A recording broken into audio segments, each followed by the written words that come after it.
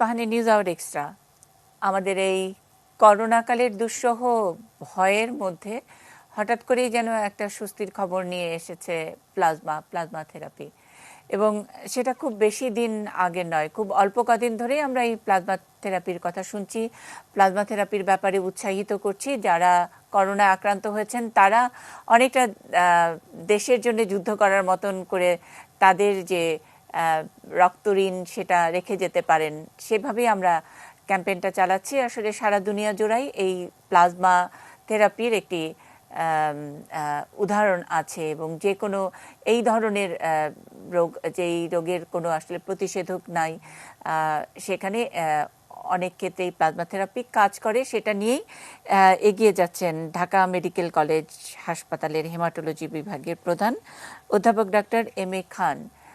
তিনি অনেকদিন ধরে এই প্লাজমা থেরাপির কথা বলছিলেন এবং বাংলাদেশে ব্যাপারটি খুব একটা অসুবিধার হবে না সেটাও তিনি তার অভিজ্ঞতা দিয়ে বলেছিলেন আমাদেরকে। কারণ আমরা জানি যে ডেঙ্গু একটি রোগ, মশাবাহিত যদিও, এবং গত 20 বছর ধরে ডেঙ্গুর, যদি আমরা বলি যে গত বছরই আমরা ডেঙ্গুতে কতজন মারা গেছে সেটা হিসাব করলেও নেহাত করোনায় মৃতের সংখ্যার চেয়ে কম হবে না।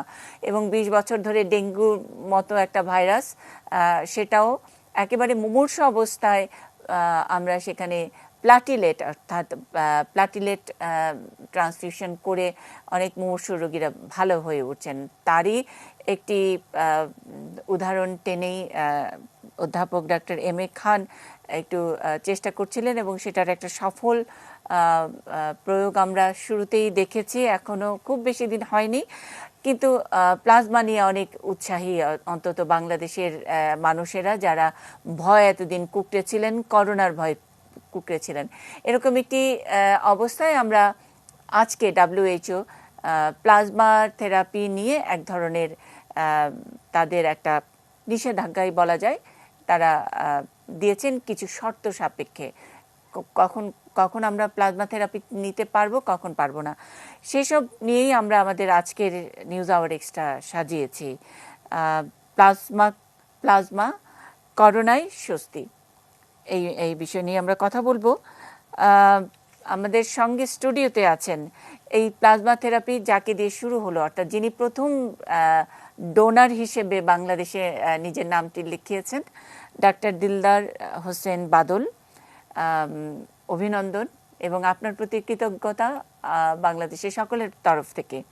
আপনি শুরু করে দিয়েছেন বলেই তারপরে আপনার পথ ধরে অনেকেই এই কাজটা খুব সহজভাবে করতে পারছে। ঢাকা মেডিকেল কলেজের হেমাটোলজির প্রধান অধ্যাপক ডাক্তার এম এ খান, যিনি আসলে এটাকে একেবারে নতুন করে সামনে নিয়ে আসছেন। এতদিন আমরা অন্ধকারে ভয়ে কুকড়েছিলাম, যিনি এই স্বস্তির নিঃশ্বাসটুকু ফেলার সাহস দিয়েছেন। আমরা কিছুক্ষণের মধ্যে পাবো গণস্বাস্থ্য মেডিকেলের প্রধান কিডনি রোগ বিশেষজ্ঞকে, তিনি 10টার পরে আমাদের সঙ্গে যুক্ত হবেন। আমরা জানি যে প্লাজমা থেরাপি নিয়ে গণস্বাস্থ্য হাসপাতালের প্রতিষ্ঠাতা চেয়ারম্যান ডক্টর জাফরুল্লাহ, তিনি অনেকটাই সুস্থ হয়ে উঠেছেন। তার অভিজ্ঞতার কথা আমরা শুনবো অবসরপ্রাপ্ত ব্রিগেডিয়ার জেনারেল অধ্যাপক মামুন মুস্তাফির কাছ থেকে। তিনি একটু পরে আমাদের সঙ্গে যুক্ত হবেন। আর এই মুহূর্তে যারা আছেন তাদের সঙ্গে পরিচয় করিয়ে দিই। ঢাকা মেডিকেল কলেজের প্লাজমা টেকনিক্যাল জাতীয় কমিটি, যেটা আমাদের এই করোনা বিষয়ক যে জাতীয় কমিটি, সেখানে প্লাজমা বিষয়ক একটি কমিটির যিনি সদস্য ডাক্তার প্রফেসর আহমেদুল কবির আমাদের সঙ্গে আছেন, যুক্ত হয়েছেন। আমরা খুলনা থেকে পেয়েছি ডাক্তার SM তুষারকে এবং চট্টগ্রামের অতিরিক্ত উপ কমিশনার আবু বকর সিদ্দিকী আমাদের সঙ্গে যুক্ত হয়েছেন। সকলকে স্বাগত জানাচ্ছি। একটু শুরুতেই দেখে নেই যে প্লাজমা থেরাপিটা একটু যাতে মানুষের কাছে যায়, সেই কারণে এটি নিউজ এই ক্যাম্পেইনের সঙ্গে যুক্ত হয়েছে।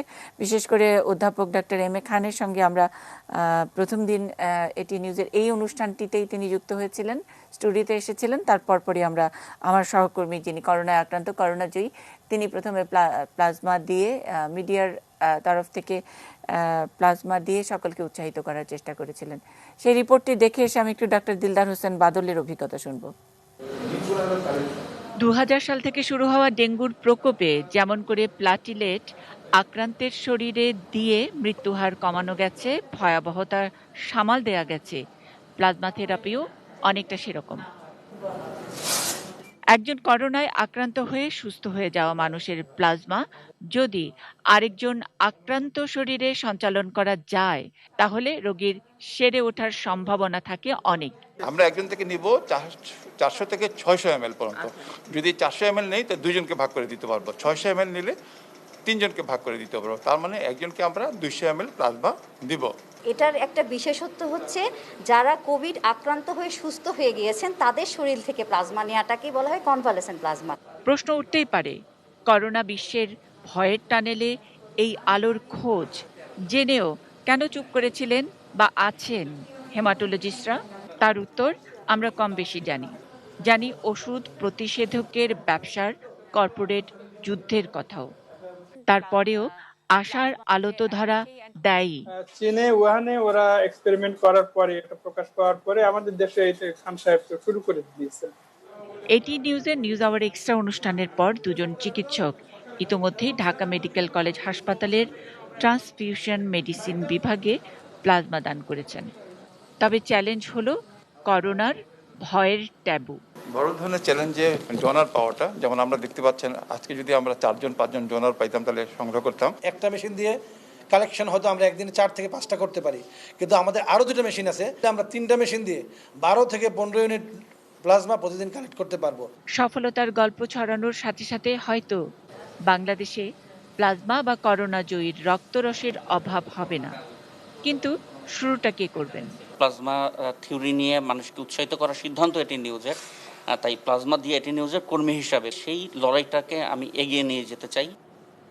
দীর্ঘদিনের করোনা ছুটি শেষে ঈদের পর হয়তো দেশ আবার জীবনে ফিরবে, তবে বিশেষজ্ঞরা দিচ্ছেন হার্ড ইমিউনিটির মৃত্যুর বড় পরিসংখ্যান। হার্ড ইমিউনিটি একেবারে করতে হলে আমাদের যে লস হবে, যে জীবনহানি হবে, সেটা আমরা কখনোই অ্যাকসেপ্টেড না। তো সেই ক্ষেত্রে আমরা এই প্লাজমা থেরাপি আমাদের কাছে একটি নতুন আশা নিয়ে এসেছে। যারা নাকি তাদের পরিচয় গোপন রাখতে চায় কিন্তু প্লাজমা দিতে চায়, তারা কার সঙ্গে যোগাযোগ করবে, কোন নাম্বারে? সেই ক্ষেত্রে হচ্ছে ওনারা আমার সাথে যোগাযোগ করতে পারে। আমি এখানে রেজিস্ট্রার হিসাবে কর্মরত আছি। আমার নাম্বারটা হচ্ছে 01711349834। দেশে দেশে যুদ্ধ জয়ের সঙ্গে আছে রক্তের ইতিহাস, আর এবারের এই করোনা যুদ্ধে প্লাজমা থেরাপি তারই খানিকটা ইঙ্গিত। করোনা নিয়ে ভয় ট্যাবু যাই থাকুক না কেন, শুধুমাত্র করোনা জয়ীরাই এই ইতিহাসে তাদের রক্তের ঋণ রেখে যেতে পারেন, আর এভাবেই হেসে উঠতে পারে জয় বাংলা। মুন্নি সাহা, এটি নিউজ, ঢাকা। আমি একটু ডাক্তার দিলদার হোসেন বাদলের কাছ থেকে শুনতে চাই। আমরা বলছি দেশ যখন জীবনে ফিরবে, অর্থাৎ কাল থেকেই সকল কিছু বলা হচ্ছে সীমিত, আসলে বাংলাদেশে সীমিত মানে কতটুকু সীমিত সেটা তো আমরা বুঝতেই পারি। আবারও হয়তো করোনার আগে বিসি হয়ে যাচ্ছে, তো সেই সময়ে আবার WHO-র একটা নির্দেশনা, একটা গাইডলাইন এলো যে ওইভাবে প্লাজমা ব্যবহার করা যাবে না। আমি প্রথম ডোনার হিসেবে, একজন চিকিৎসক হিসেবে আগে এই প্লাজমার সাফল্য এবং আপনার উৎসাহের বিষয়টি জানতে চাই। জি, ধন্যবাদ এটিএন নিউজ এবং মুন্নি সাহা আপনাকে আমাকে আজকের অনুষ্ঠানে আমন্ত্রণ জানার জন্য। এবং শুরুতেই আমি ধন্যবাদ জানাতে চাই আমি সহ আমার সাথে যারা এখন পর্যন্ত তারা এই প্লাজমা ডোনেশনে অংশগ্রহণ করেছেন, বিশেষ করে এটিএন নিউজের জনাব আশিকুর রহমান সিনিয়র সাংবাদিক, উনি জয়েন করেছেন, এবং আরও অনেক চিকিৎসক অংশগ্রহণ করেছেন। যেদিন আমি প্লাজমা দিই সেদিন ডক্টর রৌনক ছিলেন আমার সাথে। তো আমার যে অভিজ্ঞতা হচ্ছে যে আমি যখন করোনা আক্রান্ত হই তার পরবর্তীতে সুস্থ হয়ে ওঠার পর এর মধ্যে সারা পৃথিবীর বিভিন্ন দেশের যে ক্লিনিক্যাল স্টাডিগুলো হচ্ছে সেই ক্লিনিক্যাল ট্রায়ালগুলো সম্পর্কে আমি জানতে পারি, এবং আমাদের পত্রপত্রিকায়, নিউজে, আমাদের বিভিন্ন জার্নালে এবং ইন্টারনেটে বিভিন্নভাবে আসতে থাকে। তার পরবর্তীতে যখন শুনি যে বাংলাদেশেও এটা চালু হতে যাচ্ছে, তখন একদিন হঠাৎ করে ফেসবুকে আমি একটা আমাদের ডক্টরদের একটা গ্রুপে একটা স্ট্যাটাস দেখি প্রফেসর এম এ খান স্যারের। তিনি আহ্বান জানান যে তোমাদের মধ্যে যারা করোনা থেকে সুস্থ হয়েছো, তোমরা কেউ প্লাজমা ডোনেট করতে আগ্রহী কিনা, তাহলে আমার সাথে যোগাযোগ করো। তো সেই রাতে তখন সেহরি করেছি, সেহরি করে পরের দিনে ওই সেহরি করে আমি স্যারকে একটা টেক্সট করি। এবং টেক্সট করার পরের দিন সকালে স্যার আমাকে ফোন দেন। তো ফোন দিয়ে স্যার আমাকে আগে থেকে চিনতেন, আমি ঢাকা মেডিকেল কলেজে ছিলাম অনেক দিন। তো পরবর্তীতে স্যার আমাকে ফোন দিয়ে যোগাযোগ করলেন, যোগাযোগ করে পরবর্তীতে ওনারা যখন এবং এই ক্লিনিক্যাল ট্রায়ালটা স্টার্ট হবে কবে এ ব্যাপারে তখনও একটু সিউরিটি ছিল না। তো পরবর্তীতে স্যার আমাকে জানানোর পরে আমি প্লাজমা ডোনেট করার জন্য, আমি তো আগে থেকে আগ্রহী ছিলাম এবং আমি উৎসাহী হয়ে স্যারের সাথে যোগাযোগ করে পরবর্তীতে সেখানে যাই। তো পাশাপাশি সেখানে দেখেছি আমাদের ব্লাড ট্রান্সফিউশন মেডিসিন বিভাগের বিভাগীয় প্রধান ছিলেন মাজারুল হক তপন স্যার, এবং ডক্টর কাশফিয়া ছিলেন, ডক্টর মাহমুদ ছিলেন, আরও অন্যান্যরা আমার মানে এক্সামিনেশন হয় সেখানে আমার টেস্ট করেন তারা। এবং তার পরবর্তীতে যখন কালেকশন হয় আমি খুব উৎসাহী ছিলাম যে যেহেতু আমাদের বাংলাদেশে আমাদের শুধু বাংলাদেশ নয় সারা পৃথিবীতে আমাদের আসলে চিকিৎসার খুব একটা অপশন এখন পর্যন্ত নাই। হ্যাঁ, কিউরেটিভ মেডিসিনের আমাদের কোনো ড্রাগ স্পেশাল কোনো থেরাপি সেরকমভাবে নাই, কিন্তু প্লাজমা থেরাপি এটা আমাদের খুব গুরুত্বপূর্ণ একটা টুল হয়ে উঠতে পারে। বিশেষ করে আমরা বাংলাদেশ একটা মধ্যম আয়ের দেশ, আমাদের আইসিইউ সাপোর্ট, আমাদের ভেন্টিলেটর সাপোর্টের কিন্তু স্কারসিটি আছে, আমাদের পর্যাপ্ত পরিমাণে এখন পর্যন্ত আমাদের নাই। ইনফ্যাক্ট পৃথিবীর অনেক দেশের নাই। পৃথিবীর সবচেয়ে আমাদের তো আমেরিকায় শিক্ষা দিয়ে দিল সবচেয়ে বেশি উন্নত দেশ, সবচেয়ে সেখানেই বা আইসিইউর সাপোর্টটা কি? আইসিইউ সাপোর্টের সেখানে অপ্রতুল তারা দেখিয়েছে। সবচেয়ে বেশি আইসিইউ বেড পৃথিবীতে উৎপাদন করে ইটালি। সেই ইটালি তারা তাদের স্ট্র্যাটেজি চেঞ্জ করেছে, তারা যে না 80 বছরের উপরে গেলে তারা কাউকে আইসিইউতে ভেন্টিলেটরে তারা নিবে না, ওটা তারা স্পেয়ার করতে বাধ্য হয়েছে।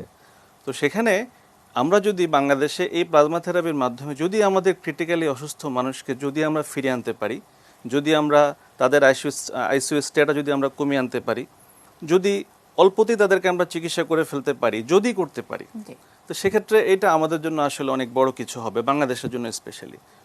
তো সেই ব্যাপারে আগ্রহী হয়ে আমি আসলে প্লাজমা ডোনেশনে আগ্রহী হই এবং এই ব্যাপারে আগেই বলেছি আমাকে সর্বোচ্চ উৎসাহ দিয়েছেন professor M A Khan sir এবং মাজারুল হক তপন স্যার। পাশাপাশি আমি যে হসপিটালে চাকরি করি আমার শহীদ সোহরাওয়ার্দী মেডিকেল কলেজের পরিচালক অধ্যাপক উত্তম কুমার বড়ুয়া, তিনি আমাকে অনেক উৎসাহ দিয়েছেন এই ব্যাপারটাতে। আর প্লাজমা ডোনেট করার পরে আসলে সবখান থেকে আমি এত বেশি অ্যাপ্রিসিয়েশন পেয়েছি আপনাদের মিডিয়ার কাছ থেকেও এবং আমার ফ্রেন্ড সার্কেল, আমাদের ডক্টর সার্কেল, এবং তার পরবর্তীতে এটা আসলে অনেকেই এখন জানে এবং এ ব্যাপারে অনেকে আগ্রহী হচ্ছেন, অনেকে আমাদের সাথে যোগাযোগ করে, ফোন নাম্বার চায়। তো পাশাপাশি এই ব্যাপারটাতে আপনি একটু আগে বলেছেন যে WHO একটা ওনারা একটা ক্লজ, একটা গাইডলাইন চেঞ্জ করেছেন এবং সেখানে কিছু ক্লজ তারা জুড়ে দিয়েছেন। তো এই ব্যাপারটা নিয়ে একটু মানে একটু ভুল বোঝাবুঝি হচ্ছে বলে আমার মনে হচ্ছে। এটা না, ভুল বোঝাবুঝি হতে পারে। হঠাৎ করে এই গাইডলাইন পাওয়ার পরে এই আমরা যে একটু উৎসাহী আনন্দিত হয়েছিলাম যে একেবারে ক্রিটিক্যাল মানে ভেন্টিলেটরে যাওয়ার আগেও যদি আমরা প্লাজমা থেরাপিতে যেতে পারি তাহলে হয়তো বোধহয় ভেন্টিলেটরটা নাও লাগতে পারে।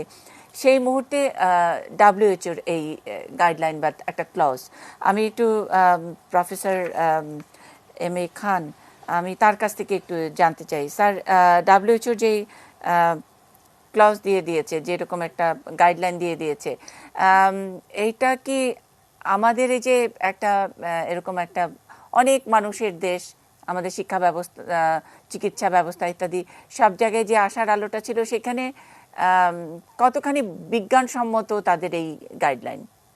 না, এখানে আসলে একটা ভুল বোঝাবুঝি হচ্ছে আমার মনে হয়।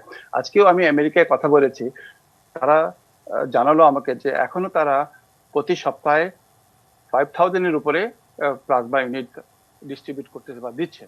এখানে যে ক্লোজটা দেওয়া হয়েছে এটা আসলে এই 31 নম্বর পাতার 3 নম্বর রিমার্কের মধ্যে লেখা আছে যে এইটা ব্যবহার করা যাবে ইনভেস্টিগেশনাল থেরাপি হিসাবে আদার দেন ট্রায়াল আর কি। যেমন আমি প্রথম থেকে বলে আসছি যে প্লাজমা থেরাপিটা কিভাবে ব্যবহার করা যায়, 3টা ওয়ে। FDA 3টা নিয়ম বলে দিয়েছে একটা ট্রায়ালের মধ্যে, যেটা আমরা শুরু করেছি ঢাকা মেডিকেল কলেজে, কিন্তু এখানে মাত্র 45 জন রোগীকে দেওয়া হবে। এটা অতি নগণ্য, 45 জন মানুষকে, কিন্তু বাংলাদেশে কত মানুষ আক্রান্ত হয়েছে, তাহলে তারা কি করবে? বাকি মানুষ যারা দিতে চায় তাদেরকে একটা নিয়মের মধ্যে আনতে হবে, তাকে বলা হচ্ছে এক্সপান্ডেড অ্যাক্সেস প্রোগ্রাম, যেটা WHO বলেছে ইনভেস্টিগেশনাল ড্রাগ হিসাবে, এবং ওই FDAও তাকে বলেছে যে ইনভেস্টিগেশন নিউ ড্রাগ হিসাবে নিতে হবে। তাহলে ইনভেস্টিগেশন নিউ ড্রাগ হিসাবে যদি এক্সপান্ডেড অ্যাক্সেস প্রোগ্রামের মধ্যে নিতে চাই, তাহলে আমাদের কিছু নিয়ম মানতে হবে। কি নিয়ম? যেটা একটা স্বাস্থ্য অধিদপ্তর চাইলে একটা এক্সপার্ট কমিটি করে দিতে পারে, যেসব হাসপাতাল বা ক্লিনিক এই প্লাজমা সংগ্রহ করবে এবং দিবে, একটা নীতিমালার মাধ্যমে দিবে, কাকে দিচ্ছে, কতখানি দিচ্ছে, সুনির্দিষ্ট একটা নীতিমালা থাকবে। তারপরে যখন দিবে, দেওয়ার আগে এবং পরে কিছু ডাটাগুলা কালেক্ট করতে হবে এবং এগুলা প্রিজার্ভ করতে হবে, এবং তার আগে প্রয়োজন মতে টাইটারও দেখার কথা এফডিএ বলেছে। তো এই জিনিসগুলো আসলে নতুন না, আমি মনে করি না এখানে কোনো বিভ্রান্তি এবং প্লাজমা ব্যবহার করার কোনো প্রতিবন্ধকতা সৃষ্টি করেছে। ডাব্লিউএইচও আরেকটা জিনিস বলেছে যে এটা কনস্টিটিউশন তো প্রিভিয়াস যে গাইডলাইন তার সাথে একটা সমন্বয় আছে, এটা নতুন ভাবে কোনো, এখানে শুধু একটা জিনিসই তারা নতুন এড করেছে, সেটা হলো হাইড্রোক্সিক্লোরোকুইনটাকে বন্ধ করে দিয়েছে, কারণ এটা প্রমাণিত হয়েছে বড় একটা পরীক্ষায় যে এটা ক্ষতিকর। তাছাড়া এখানে যেমন এফডিএ 26 তারিখ তাদের মডিফিকেশনে আপডেটে বলেছে যে এটা কনভালেসেন্ট প্লাজমা হিসাবে এজ এ ইনভেস্টিগেশনাল ড্রাগ হিসাবে ব্যবহার করা যাবে।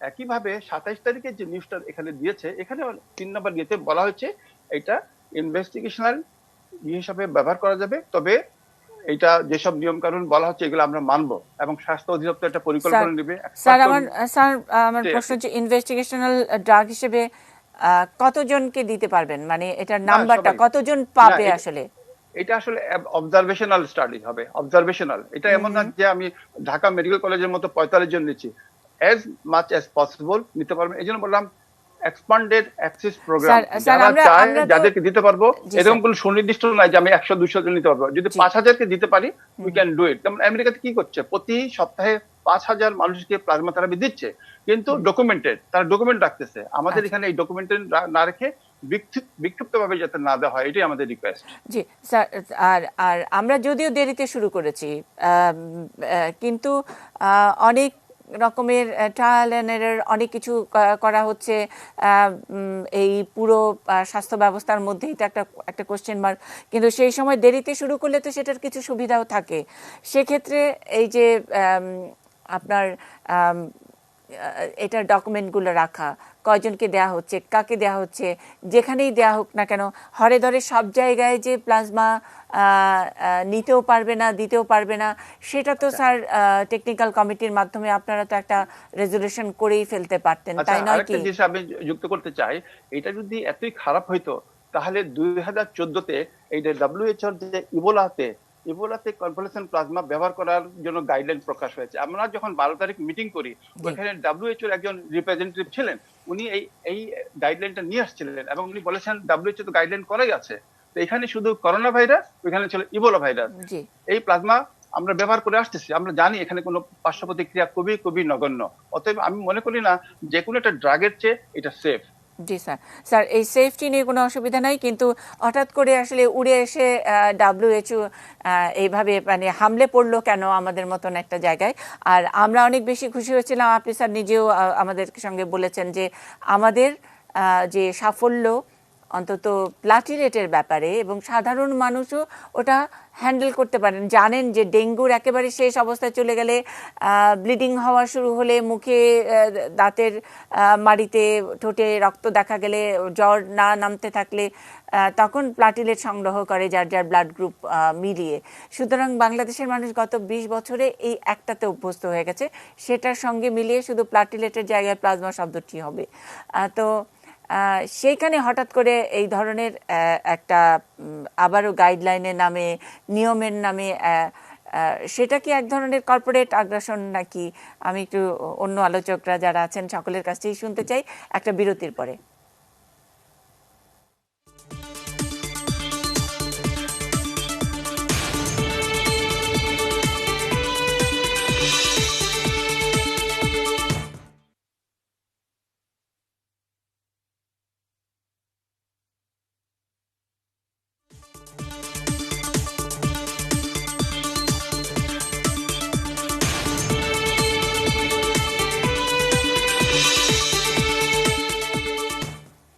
প্লাজমা করোনায় স্বস্তি, এই শিরোনামে আমরা কথা বলছি। ডক্টর প্রফেসর আহমেদুল কবিরের কাছে একটু জানতে চাই, এরকম একটি অবস্থায় যখন আমরা প্লাজমা নিয়ে খুব আশাবাদী হয়ে উঠেছি, হঠাৎ করে ডাব্লিউএইচওর এই গাইডলাইন আমাদেরকে কিছুটা মিসগাইড করবে কিনা, এবং অথবা এটা ডেলিভারিট মিসগাইড করার জন্য কিনা, আর আমাদের আসলে জাতীয় কমিটির স্ট্যান্ডটা কি হবে?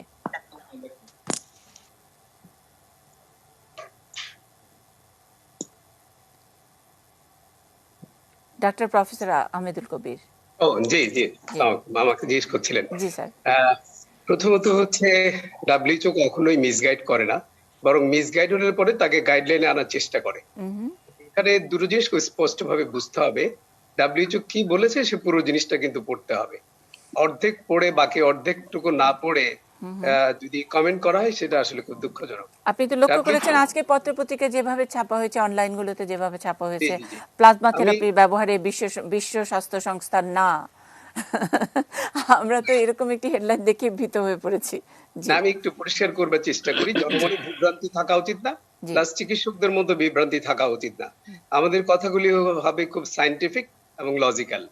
আচ্ছা, আমরা যেটা বললাম যে ডাব্লিউএইচও নিষেধ করেছে, সেই কথাটা কিন্তু ঠিক নয়। ডাব্লিউএইচও বলেছে যেখানটায় ইমিডিয়েট ট্রায়াল করার স্কোপ নেই, কারণ আমাদের দেশে কিন্তু ক্লিনিক্যাল ট্রায়াল করা, অনেক লোককে ট্রায়ালের মধ্যে নিয়ে আসার সুযোগ কিন্তু অনেক কম। যেমন ধরেন ইউএসএ তে বা অন্যান্য জায়গায় অনেক বেশি ট্রায়াল হয়, যে কারণে প্রচুর লোক এই ট্রায়ালের আন্ডারে থেরাপিটা কিন্তু পেয়েই যাচ্ছে। তো ডাব্লিউএইচও বলেছে স্যার আমাদের সুযোগটা কম কেন স্যার? আমাদের তো অনেক বেশি লোক, অনেক বেশি আক্রান্ত। আমি বোঝাতে চাচ্ছি ক্লিনিক্যাল ট্রায়ালের বাইরে দেয়া যাবে না। ক্লিনিক্যাল ট্রায়াল হচ্ছে খুব স্ট্যান্ডার্ড একটা প্রসিডিউর, এটা বিএমআরসি ক্লিয়ারেন্স এবং ইথিক্যাল ক্লিয়ারেন্স লাগবে, র্যান্ডমাইজ কন্ট্রোল ট্রায়াল। তো এই আরসিটি করবার জন্য অনেকগুলো স্টেপস, অনেক প্রসিডিউর লাগে, সেগুলো ওরা যেহেতু অনেক আগের থেকে অ্যাডভান্স, তারা হয়তো আগেই করে ফেলেছে, আমরা শুরু করেছি। তা আপনি যদি মাল্টিপল ট্রায়াল করেন বাংলাদেশে, ধরেন আপনি 50-60টা ট্রায়াল করলেন, তাহলে কিন্তু অনেকগুলো লোককে কিন্তু আপনি এই ট্রিটমেন্টের আওতায় নিয়ে আসতে পারবেন। ডাব্লিউএইচও বলেছে ট্রায়ালের মধ্যে এটাকে দেয়া যাবে, আর ট্রায়ালের বাইরে দেয়া যাবে কম্পেনশনের বা অফ লেভেল ইউজ, যদি সেই দেশের ইথিক্যাল কমিটি মনে করে বা সেই দেশের সায়েন্টিস্টরা মনে করে যে এটা বেনিফিশিয়াল হবে। ডাব্লিউএইচও কিন্তু সরাসরি নো বলেনি। এই জায়গাটা আগে আমরা কনফিউশন ক্লিয়ার করি, তারপরে স্টেপসটা হচ্ছে খুবই গুরুত্বপূর্ণ, যে কথাটা আমি এখন বলবো সেটা হচ্ছে এই যে আমাদের যে সমস্যাটা হয়, আমরা সবকিছুকে সরলীকরণ করবার চেষ্টা করি।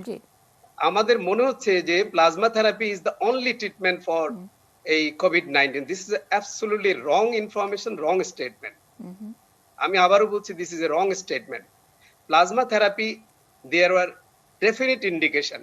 যদি কেউ ইন্ডিকেশনের বাইরে যায়, তখনই ডাব্লিউএইচও তাকে গাইডলাইনে আনবার চেষ্টা করে। আপনার তখনই প্লাজমা থেরাপি দেয়া যাবে যদি একটা পেশেন্ট ফার্স্ট কন্ডিশন হচ্ছে তাকে আইসিইউতে ভর্তি হতে হবে, এটা হচ্ছে পূর্ব শর্ত। তারপর হচ্ছে one of the at least one criteria থাকতে হবে, দেয়ার আর 5 or 6 ক্রাইটেরিয়া। এর মধ্যে একটা হচ্ছে তার ইনক্রিজিং যদি রেসপিরেটরি ডিস্ট্রেস হয়, তার যদি রেসপিরেটরি রেট মোর দেন 30 হয়, তার যদি oxygen saturation despite nasal cannula, high flow cannula বলেন অথবা নন রিব্রেদার মাস্ক, আমরা বিভিন্ন ওয়েতে অক্সিজেন সাপোর্ট দেই, সেই অক্সিজেন সাপোর্ট দেওয়ার পরেও যদি তার SpO2 বলি আমরা, সেটা যদি লেস দেন 88% হয়, এবং তার যদি লাংসের ইনভলভমেন্ট 50% এর বেশি হয়, অথবা সে যদি সেপটিক শক অথবা মাল্টিপল অর্গান ফেলিউর, এর যে কোনো একটা তাকে কিন্তু ফিল আপ করতে হবে। তাহলেই কেবল আপনি অন্যান্য চিকিৎসার সঙ্গে, যেগুলো ইনভেস্টিগেশনাল আদার ড্রাগ আছে, অ্যান্টিভাইরাল ড্রাগ, অ্যান্টিবায়োটিক, লো মলিকুলার হেপারিন, তার সঙ্গে এটা শুধু অ্যাড অন করতে পারবেন, বাদ দিয়ে না। This is not the only treatment. তাহলে পরে আমরা যদি সরলীকরণ করি যে প্লাজমা থেরাপি আমাদের হোপ কোটি কোটি মানুষকে ভালো করবে, নট দ্যাট। প্লাজমা থেরাপি কার লাগবে? 85-90% লোকের তো কোনো চিকিৎসা লাগে না। এক্স্যাক্টলি। তাহলে পরে 96% লোকের চিকিৎসা লাগে না, 4% লোকের চিকিৎসা লাগে, তার থেকে আমাদের দেশে 1% লোক আইসিইউতে ভর্তি হচ্ছে। তার মানে প্লাজমা থেরাপিটা আমরা দিচ্ছি কিন্তু খুব লিমিটেড লোককে। আমি যদি এখানে বলি যে প্লাজমা থেরাপিকে খুব হাইলাইট করে এটাই একমাত্র ট্রিটমেন্ট, তাহলে যে সমস্যাটা এখন হয়ে দাঁড়াচ্ছে যে মাইল্ড কেসে পর্যন্ত প্লাজমা থেরাপি দেয়া হচ্ছে, মডারেট কেসে দেয়া হচ্ছে, সিভিয়ার কেসেও দেয়া হচ্ছে। তার মানে স্যার অ্যাবিউজ, একটা অ্যাবিউজ হওয়ার, জি, এই অ্যাবিউজটা কন্ট্রোল করার জন্য ডাব্লিউএইচওর এই গাইডলাইন মানার একটা যে পরামর্শ দিয়েছেন বা গাইডলাইনটা দিয়েছেন। স্যার আবার আসবো আপনার কাছে 10টার খবরের জন্য, নিউজ রুম থেকে ঘুরে আসছি।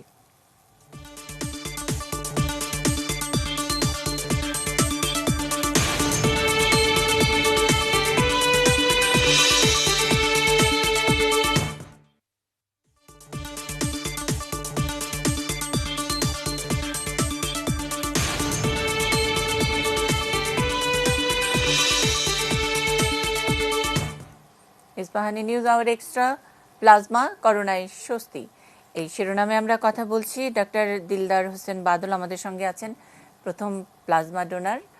আর ঢাকা মেডিকেল কলেজের হেমাটোলজি বিভাগের প্রধান অধ্যাপক ডাক্তার এম এ খান আমাদের সঙ্গে যুক্ত হয়েছেন গণস্বাস্থ্য হাসপাতালের কিডনি রোগ বিশেষজ্ঞ অবসরপ্রাপ্ত ব্রিগেডিয়ার জেনারেল অধ্যাপক মামুন মুস্তাফি। আমরা ঢাকা মেডিকেল কলেজের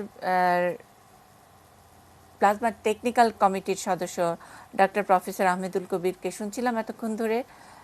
খুলনা মেডিকেল কলেজের সহকারী অধ্যাপক ট্রান্সফিউশন মেডিসিন বিভাগের প্রধান ডাক্তার এস এম তুষার আছেন চট্টগ্রামের অতিরিক্ত উপকমিশনার আবু বকর সিদ্দিকী।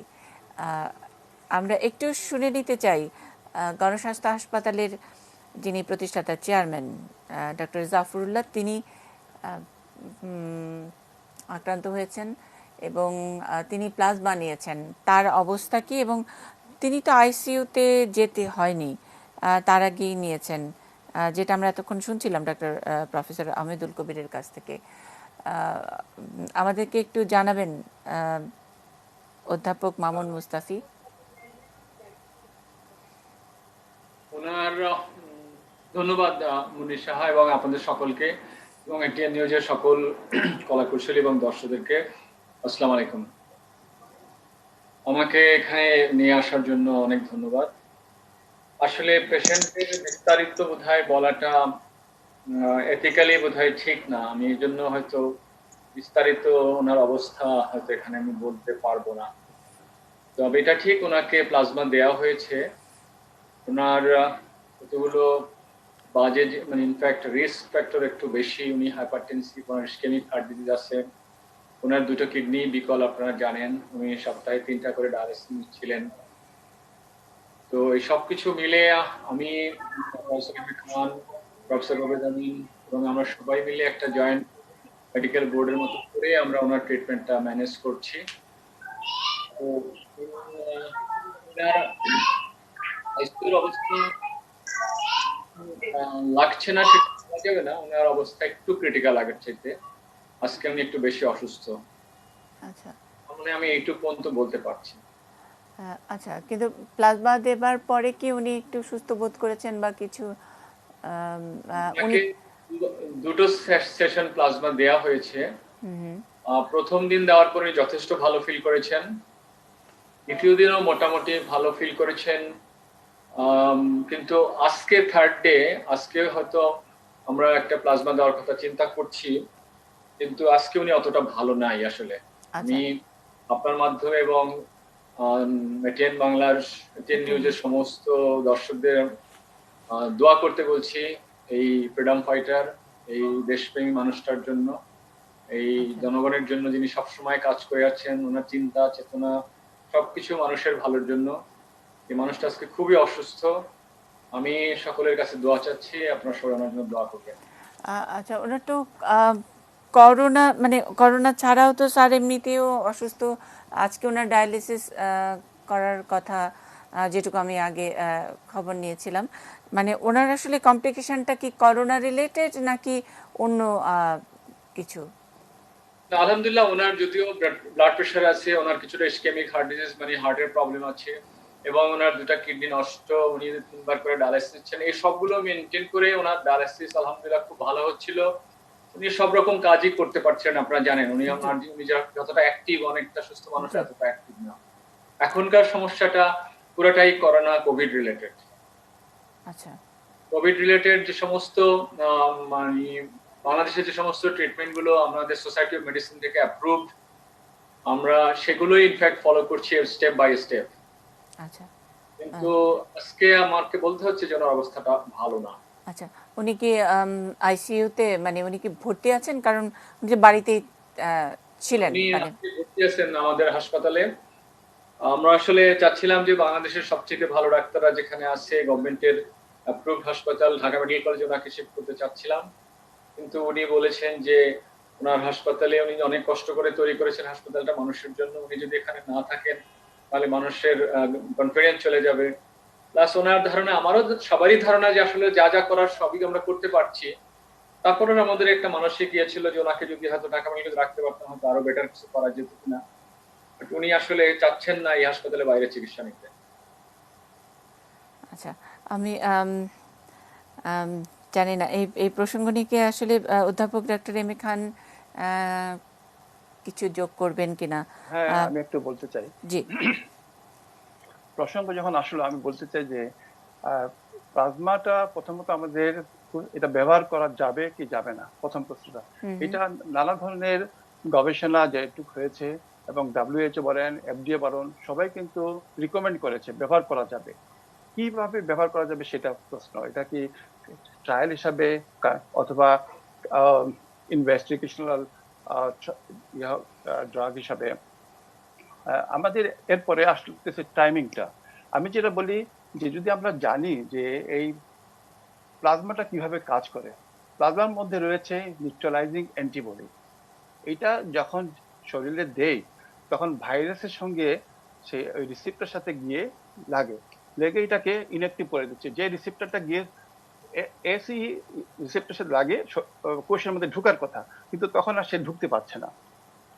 এবং ভাইরাসটা আমরা যদি ডিজিজ প্রোফাইলটা দেখি, ফার্স্ট 2 উইকে ভাইরাসটা থাকে শরীরের মধ্যে সবচেয়ে বেশি। 3rd উইকে যেটা বলা হচ্ছে আইসিইউতে যাওয়ার মতো অবস্থা, ভেরি ক্রিটিক্যাল স্টেজ যখন হয়, তখন কিন্তু ARDS ডেভেলপ করে, তার লাং ড্যামেজ হয়, কোয়াগুলোপ্যাথি ডেভেলপ করে, মাল্টি অর্গান ফেইলিওর হয়। তখন কিন্তু আসলে এই প্লাজমা থেরাপির গুরুত্বটা কম। কিন্তু এই জন্য সিভিয়ারলি ইল যে পেশেন্টকে বলি, যখন হাসপাতালে ভর্তি হয়ে রুগীরা শ্বাসকষ্ট নিয়ে অক্সিজেনের মাত্রা 90 কম থাকে, it is the right time পেশেন্টটাকে দিয়ে দেওয়া। আমরা এটাকেই গুরুত্ব দিচ্ছি যে টাইমিং ভেরি ইম্পর্টেন্ট। এবং আরেকটা দেওয়ার নিয়ম হলো যারা very high risk elderly patient, যাদের অনেক কমরবিডিটি রয়েছে, তাদেরকেও আগাম দেওয়ার একটা ইন্ডিকেশন রয়েছে। এটা আমার কথা না, ইট ইজ এ জার্নালের ইন্ডিকেশন। হয়তো এটা আমাদের WHO এখন এগুলাকে হয়তো 2 বছর পরে এটাকে অ্যাপ্রুভ করবে, কিন্তু আরো গবেষণার পরে। কিন্তু ছোট ছোট পরীক্ষায় কিন্তু এগুলো প্রমাণিত। কিন্তু স্যার যেটা মানে প্রফেসর আহমেদুল কবিরের কাছে যেটা শুনছিলাম যে একবারে লাস্ট মোমেন্টে, মানে WHO গাইডলাইনে আছে যে লাস্ট মোমেন্টে, অর্থাৎ আপনি ভেন্টিলেটরে দেওয়ার আগে আপনি প্লাজমা ট্রাই করতে পারেন এবং সেটা চিকিৎসক চাইলে। ব্যাপারটা কি একটু কনফিউজিং হচ্ছে না? রেসপন্ড করব। জি, আচ্ছা, আমরা একটা জায়গায় যেটা হচ্ছে, প্রথমত আসলে আমার স্টুডেন্ট এখানে আছে ডক্টর দিলদার। দিলদার কি শুনতে পাচ্ছ? জি স্যার, শুনতে পাচ্ছি। জি আছেন উনি স্টুডিওতে। আমি really very happy to see his face, he is my direct student. এবং বাংলাদেশে এই যে প্লাজমা দেওয়ার ব্যাপারে যে সাহসিকতার সঙ্গে সে যেই পথটা দেখিয়েছে, অনেককে উজ্জীবিত করেছে, সেই জন্য আমি আমার ছাত্রের প্রতি আসলেই গ্রেটফুল যে ওরা যে কাজটা করেছে সেটা হয়তো রিয়েলি হ্যাজ শোন এ ভেরি গ্রেট ওয়ে। তা আমি আজকেই আপনাদের মাধ্যমে তাকে অবশ্যই অনেক বেশি স্যালুট করি এন্ড রেসপেক্ট টু হিম। আর এখানে ব্রিগেডিয়ার মামুন মুস্তাফি স্যার আছে, উনি আমার বাংলাদেশ সোসাইটি অফ মেডিসিনের কিন্তু একজন সম্মানিত কার্যকরী পরিষদ সদস্য, এক্সিকিউটিভ মেম্বার। মামুন স্যার আছেন এখানে। আমি বাংলাদেশ সোসাইটি অফ মেডিসিনের প্রেজেন্ট মহাসচিব। আমি স্যার আমরা একসাথেই কাজ করি একই ইয়েতে। বাংলাদেশ সোসাইটি অফ মেডিসিন কিন্তু এই চিকিৎসার প্রথম থেকেই গাইডলাইন করে আসছে এবং 7th ভার্সনও কিন্তু তারা করেছে। হাইড্রোক্সিক্লোরোকুইন নিয়ে যে কথাটা এসেছে সেটাও কিন্তু ড্রপ করা হয়েছে বিকজ অফ তার সাইড ইফেক্ট। 6 ভার্সন থেকে এটা কিন্তু এখন আর নেই। এম এ খান স্যারও রাইটলি বলেছেন। এম এ খান স্যারও কিন্তু আমার সরাসরি শিক্ষক, উনি এখানটায় আছেন। তো এখন যেটা হচ্ছে আমাদের কতগুলো যেগুলো আমরা বলছি খুব সায়েন্টিফিক, আমরা আপনি কিন্তু একটা কথা এর আগেও বলেছেন যে ডেঙ্গুর চিকিৎসায় প্লেটলেটের সঙ্গে প্লাজমার কম্পারিজন করা যাবে না। আর ডেঙ্গুর চিকিৎসায় মাউন্ট স্যার এখানে আছেন। Platelet is not the treatment of dengue. Platelet দিয়ে দেখা যাচ্ছে পেশেন্টের ক্ষতি হচ্ছে। Even we have seen many of the patient, তাদের 10,000 প্লেটলেটও কিন্তু প্রবলেম হয়নি। তো একটা সময় আমাদের দেশে যে সমস্যা হয়েছিল যে প্লেটলেট নিয়ে ভীষণ হুজুগ চলে গেছিল এবং ডেঙ্গু মানে প্লেটলেট দিতে হবে, এই যে একটা প্রপাগান্ডা চলেছিল, এতে মানুষ কিন্তু ক্ষতিগ্রস্ত হয়েছিল। পরবর্তীতে এটা প্রুভেন হয়েছে যে platelet is not the main part of the dengue treatment. তো সেটা কিন্তু প্রুভেন, এবং গত বছর প্লেটলেট কম ইউজ করবার ফলেই কিন্তু অনেক মানুষ সেভ হয়েছে। মামুন স্যার নিশ্চয়ই এখানে আছেন, উনি রেসপন্ড করবেন। আর যেটা হচ্ছে যে আমরা যেটা বলছি যে এই যে প্লাজমা থেরাপির বিষয়ে আমি যে জিনিসটা বলতে চাই, আমি কিন্তু প্রথমে বলেছিলাম এটার যদি আমরা সতর্কভাবে ব্যবহার না করি, আমাদের দেশে এই যে কনভালেসেন্ট প্লাজমা যেটা বলছি আমরা, অ্যান্টিবডি যেটা তৈরি হয়েছে সেই সংখ্যা কিন্তু অনেক কম, নগণ্য সংখ্যা। আমরা যদি সেগুলো ভ্যালুয়েবল লাইফকে সেভ করবার জন্য না রেখে আমরা যদি ইন্ডিকেশন ছাড়া ব্যবহার করতে থাকি, এটা যদি লাগামটা আমরা ধরে না রাখতে পারি, যারা ডেফিনেটলি যাদের প্রয়োজন হবে, যাদের সত্যিকার অর্থেই প্রয়োজন হবে, একটা সময় আসবে তারা হয়তো পাবে না। যে কারণে আমাদের প্রায়োরিটি বেস করতে হবে, সায়েন্টিফিক সাফিসিয়েন্ট এভিডেন্স যেখানটায় রয়েছে সেখানটাই ইউজ করবার জন্য আমি বলেছি। জি, তাহলে আসলে এটা লাগাম ধরে রাখার জন্য মানে অনেক সময় তো আমরা যারা লে পার্সন আমরা তো অনেক সময় বুঝতে পারি না যে কোন টাইমে দিব। কখনো মনে হচ্ছিল যে আপনাদের আলোচনা শুনে মনে হচ্ছিল যে একেবারে মরে যাওয়ার আগে যখন ভেন্টিলেশনটা ইনস্টল করার আগে প্লাজমা দেওয়া যায়, আর এখন আবার বলছেন যে এটার যেন অ্যাবিউজ না হয়, এটার যেন লাগাম টেনে ধরা হয়, এই জন্য ওই গাইডলাইন। হাত তুলে জি জি অধ্যাপক মামুন মুস্তাফি। জি ধন্যবাদ। আমার ছোট ভাই ডক্টর প্রফেসর আহমদুল কবির একদম সত্যি কথা বলেছেন। আমরা আসলে সবকিছু যদি একসঙ্গে খরচ করে ফেলি তাহলে হাতে তো আর কিছু থাকছে না। আমাদের হাতে তো কিছুই নাই খরচ করার মতো। তাহলে প্রায় 30 থেকে 40 জি, আমাদের হাতে আপাতত তো কিছুই নাই। আপনি সবকিছু খরচের কথা কিভাবে বলছেন? আমরা তো শুধু অন্ধকারে হাতড়াচ্ছি এবং নানা রকমের কনফিউশনের মধ্যে আছি। ঠিকই বলছেন, আপনি ঠিকই বলেছেন। আমরা এখন পর্যন্ত কোনো সত্যিকার কোনো টার্গেট বুলেট আমাদের হাতে নাই। মানে এখনো পর্যন্ত এই প্লাজমার আশাটা ছাড়া আর তো তেমন কিছু নাই। জি, আমি একটু শেষ করছি। আমরা হাইড্রোক্সিক্লোরিন দিয়ে শুরু করলাম, সেটার কোনো দেখা গেল সেটা লাভের চেয়ে ক্ষতি বেশি হচ্ছে। আমরা প্লাভিপিরাভির শুরু করলাম, দেখা গেল যে এটা তেমন কোনো ইফেক্টিভ আসছে না। রেমডেসিভির যেটা আসছে সেটা বলছে যদি হাসপাতাল স্টপেজ হয়তো 3 দিন কমাতে পারে, মৃত্যু হারে তেমন কোনো পরিবর্তন হয়তো আসে কিনা সন্দেহ। আমরা আইভারমেকটিন যেটা বাংলাদেশে প্র্যাকটিস খুব সিরিয়াসলি চলছে, এটার এখনো ওয়ার্ল্ড ওয়াইড কোনো অ্যাকসেপ্টেন্স আসে নাই। WHO বা FDA থেকে এটা এখন পর্যন্ত কোনো রিকমেন্ডেশন বা ডিসরিকমেন্ডেশন এরকম কিছু আসেনি। যেটা মহিউদ্দিন আহমেদ খান সাহেব, আমার এম এ খান সাহেব যেটা বলেছেন, আমি আহমদুল কবির সবাই আমরা একমত। সায়েন্টিফিক্যালি থিওরিটিক্যালি এই একটার মধ্যে কিছু একটা জিনিস আছে যেটা পেশেন্টের ভাইরাসকে নিউট্রালাইজ করার ক্ষমতা আছে, কিন্তু এইটা প্লাজমাটা দেওয়ার আগে ওই পেশেন্টের সত্যিকারের অর্থে কতখানি অ্যান্টিবডি আছে সেটা কিন্তু আমরা মেবি দেখি অনেক ক্ষেত্রে, যার কারণে দিলে পরে লাভ হবে কিনা সেটাও কিন্তু শিওর না। সুতরাং যেখানে প্লাজমা দিতে হবে তাকে দেখতে হবে তা এই প্লাজমাটার ভিতরে সত্যিকার অর্থে ফাইটিং জিনিসপত্র আছে কিনা সেটা দেখে নিয়ে দিতে হবে। দ্বিতীয় কথা হলো কস্ট ইজ ভেরি হাই, এই কস্টটাই লোকটা অ্যাফোর্ড করতে পারবে কিনা। তৃতীয় কথা হলো যে এটা যদি খুব আর্লি দেই তাহলেও খুব একটা লাভ নাই, খুব পরে দিলেও খুব একটা লাভ নেই, এবং জীবন মৃত্যুর আগে দিলেও কোনো লাভ নাই। সুতরাং একটা প্রপার টাইমিং আছে, কখন সাইটোকাইন স্টর্মটা আসতে যাচ্ছে তার আগে দিতে হবে। লাস্ট হলো যে এটারও কিছু সাইড এফেক্ট হতে পারে। প্লাজমা একটা অন্য মানুষের শরীর থেকে আসছে, সেটা একজন মানুষের শরীর দিতে গেলে তার অনেক রিয়াকশন হতে পারে। এই সবগুলো বিবেচনা করে ট্রিটিং ফিজিশিয়ান একটা টিমের মাধ্যমে যদি মনে হয় যে এটা অ্যাপ্রুভ করা উচিত পেশেন্টের লাইফ সেভিং এর জন্য বা ভালোর জন্য দেওয়া দরকার, তখনই দিতে হবে। যে এটা যে WHO বলেছে সত্যি কথাই বলেছে যে র্যাম্প্যান্টলি যত্রতত্র এটা ব্যবহার করা যাবে না। এখন এটা আমরা ট্রায়াল হিসাবে মাল্টিপল সেন্টার যেমন ঢাকা মেডিকেল কলেজ কিংবা আমার হাসপাতাল বা মুগদা বা মৈত্রীতে প্রপার বিএমআরসির মাধ্যমে একটা অ্যাপ্রুভাল নিয়ে যদি আমরা 100টা পেশেন্টের মাধ্যমে স্টাডি করে একটা রেজাল্ট পেতে পারি, সেটা WHO-কেও যেমন জানাবো, আমাদের ন্যাশনাল অথরিটিকে জানাবো, এবং তখন একটা কনসেনসাস আসবে যে এটা আমরা ব্যবহার করবো কি করবো না। জি, আপনি ঠিকই বলেছেন যত্রতত্র, কিন্তু এই প্লাজমা ব্যাপারটাই আমাদের কাছে এতটাই নতুন যে আমরা ঠিক একটা স্যালাইন দেওয়ার মতো করে তো নিশ্চয়ই সবাই প্লাজমা মানে ব্যাগের মধ্যে প্লাজমা নিয়ে স্যালাইন দিবে না। নিশ্চয়ই একেবারে ক্রিটিক্যাল অবস্থা, এখানে হাসপাতালে অ্যাডমিটেড হতে হবে পেশেন্টের, তার চিকিৎসক বলতে হবে, চাইতে হবে, সেই সব প্রোটোকল। এখনো পর্যন্ত আমরা যেসব ওষুধ চিকিৎসা যাই বলি না কেন, সেখানে আপনারাও স্বীকার করেছেন যে এটাই একমাত্র একটু সুযোগ রয়েছে। তারপরে যেসব প্রশ্নগুলো তুলেছেন সেগুলো নিয়ে অধ্যাপক ডক্টর এম এ খান নিশ্চয়ই জবাব দিবেন। যেটাকে বলছেন যে অ্যান্টিবডিগুলা কি ঠিকঠাক করে হয়েছে কিনা সেইটা দেখাটা খুবই একটা দুরূহ ব্যাপার।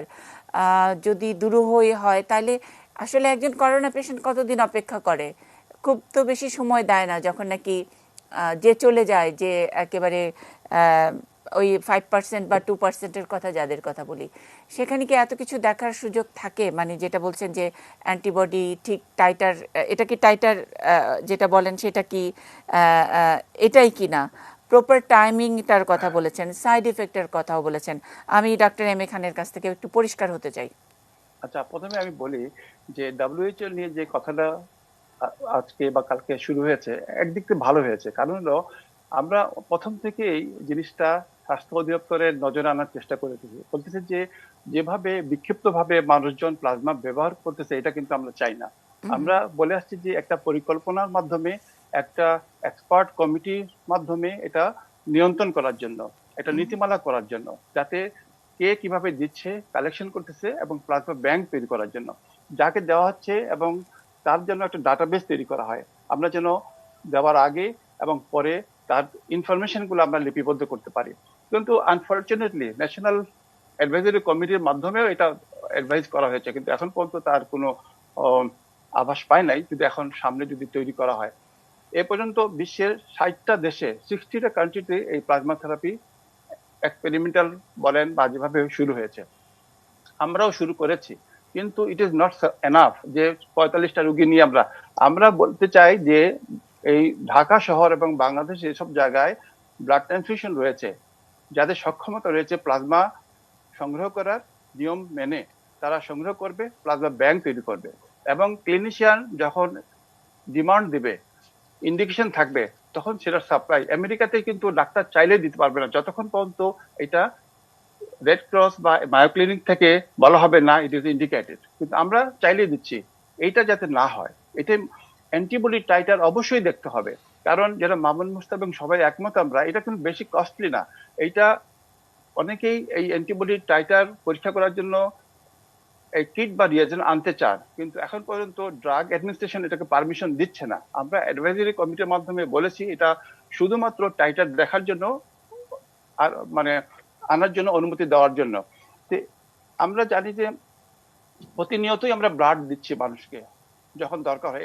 এমনও দেখি যে ব্লাড এবিউজ ভাবে দেওয়া হয়, যেখানে 8 গ্রামের নিচে আমরা ব্লাড দেওয়ার জন্য রিকমেন্ডেশন করি না, সেখানে 9 গ্রাম হলেই অনেক ফিজিশিয়ান বলেন, অনেকেই বা অনেক রুগীরাও নিতে আগ্রহী।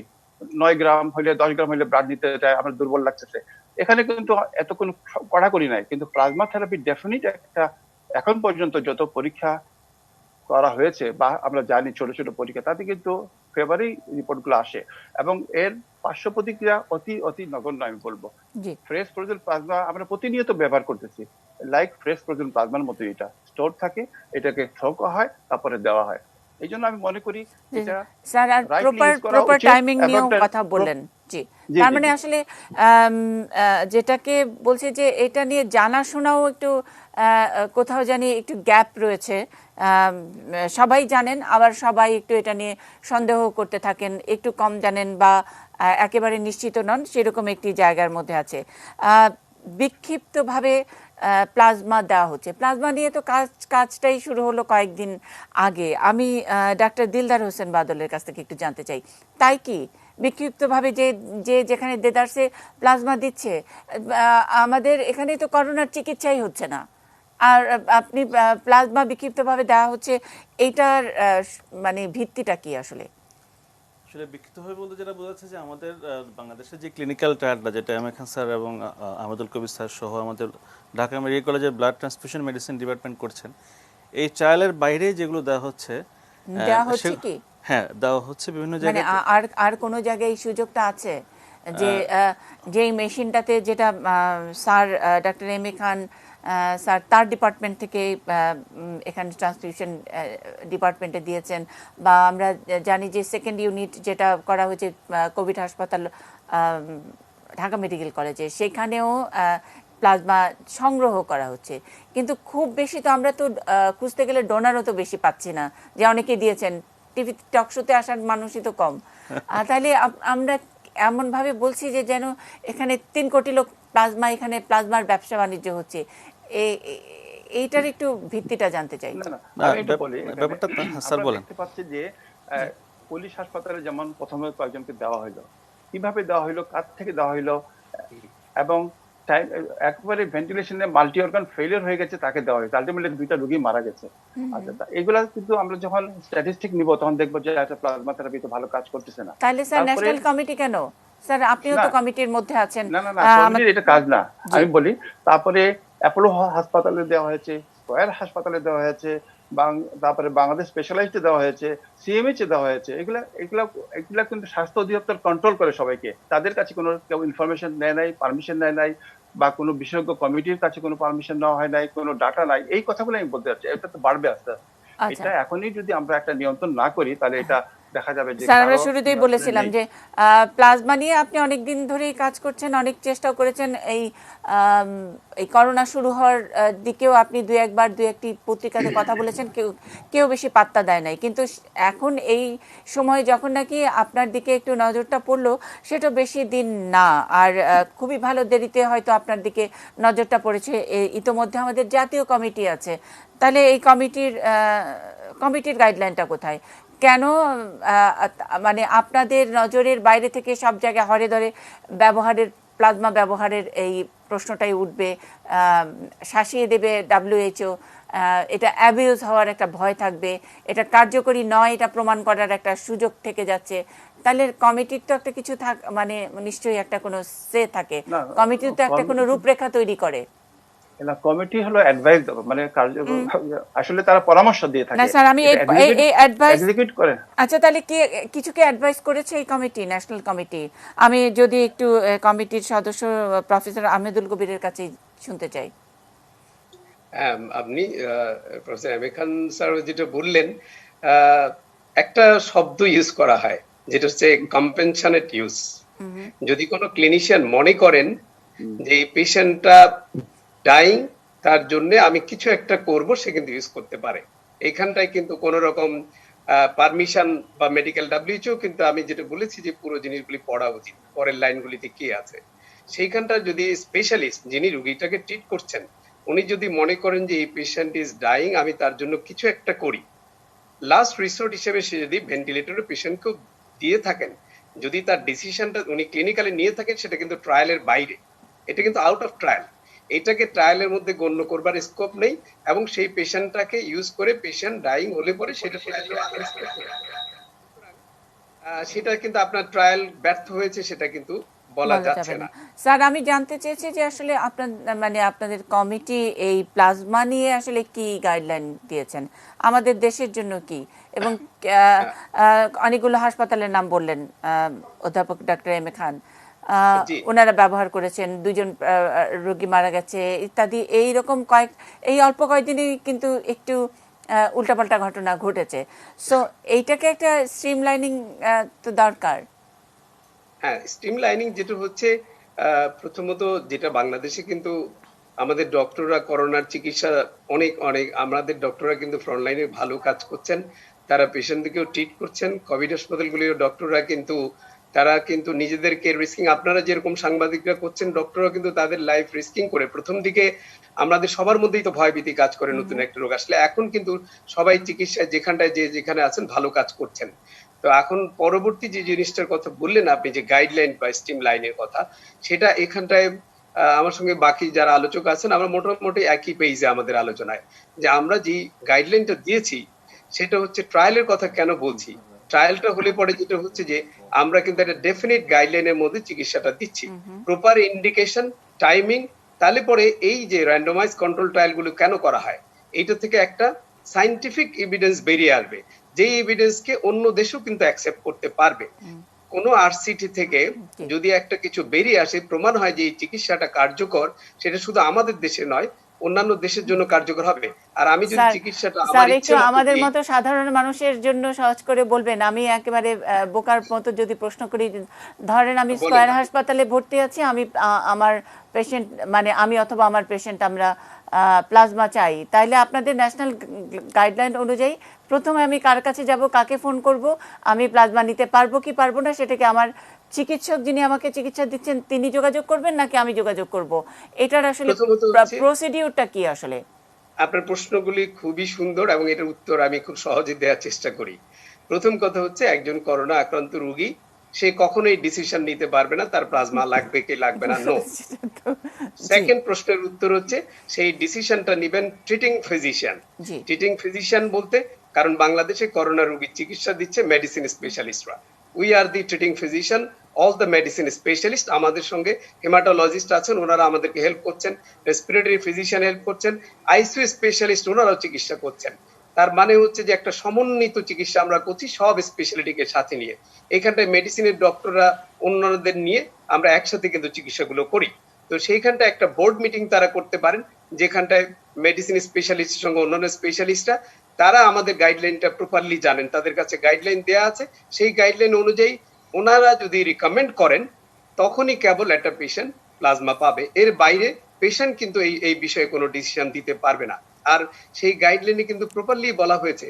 আমি যদি আরেকবার একটু আপনাকে মনে করিয়ে দিই যে গাইডলাইন কথা আমরা যেটা বলেছি যে একটা পেশেন্টকে আমি অক্সিজেন সাপোর্ট, মোস্টলি কিন্তু পেশেন্ট ভালো হয়ে যাচ্ছে oxygen support and oxygen support. তা আমার যেখানটায় অনেকগুলি পেশেন্টই অক্সিজেন সাপোর্টই ভালো হয়ে যাচ্ছে, তাকে আমি অক্সিজেন সাপোর্ট ট্রাই না করে অন্য চিকিৎসায় আমি যেটা এখনো প্রমাণিত না সেটা যেতে পারি না। আমার অক্সিজেন সাপোর্ট যখন ফেল করবে, ডিসপাইট গিভিং অক্সিজেন তার স্যাচুরেশনটা ফল করছে, সেটাই কিন্তু সিভিয়ার কেস, এবং সেইখানটাই কিন্তু প্লাজমার কথাটা চলে আসছে। আমি যদি ঠিক বুঝে থাকি, মানে যে ধাপগুলো আছে সেই ধাপগুলোর মধ্যে অক্সিজেন সাপোর্ট এবং অক্সিজেন সাপোর্টের পরের ধাপ হলো প্লাজমা, যদি ঠিক বুঝে থাকি। নিশ্চয়ই চিকিৎসকরা যারা একেবারে আইসিইউতে গিয়ে নিজের জীবন বাজি রেখে আপ্রাণ চেষ্টা করছেন করোনা আক্রান্তদেরকে বাঁচানোর জন্য, তাদের কাছে আসলে এই গাইডলাইন পৌঁছেছে কিনা আমরা জানি। অপেক্ষাকৃত ইয়াং ডাক্তাররাই একেবারে কাছাকাছি, আর সিনিয়ররা অনেকেই হয়তো আপনারা অনলাইনে পরামর্শ দিয়ে থাকেন। এই জায়গায় কোথাও সমন্বয়হীনতা রয়েছে কিনা এটা একটু, আর যেটাকে বলছি যে রেজিস্টার করা, যে কোথায় ব্যবহার করলাম, এটার ফলাফল কি এলো, ভবিষ্যতে এটা গবেষণার জন্য ফলাফলের জন্য একটা সেন্ট্রাল ডেটার সিস্টেমের মধ্যে আসবে কিনা, সেগুলো নিয়ে আসলে ন্যাশনাল কমিটি কিছু করেছে কিনা, এই প্রশ্নগুলো থাকলো। বিরতির পরে এসে শুনছি। আমাদের সঙ্গে ডাক্তার এস এম তুষার আছেন, এখনো কিছু বলতে পারেননি। আমরা তুষারের কাছ থেকে খুলনার অবস্থাটা একটু জানবো, এবং আবু বকর সিদ্দিকী চট্টগ্রাম থেকে, ওনারা একটা প্লাজমা ব্যাংক করার একটা উদ্যোগ নিয়েছেন। সেটা কোন পরিপ্রেক্ষিতে সেই কথাও শুনবো। ডাক্তার দিলদারকে অর্ধেক শুনে আমরা থামিয়ে দিয়েছিলাম, বাকিটুকু বলবেন বিরতির পরে।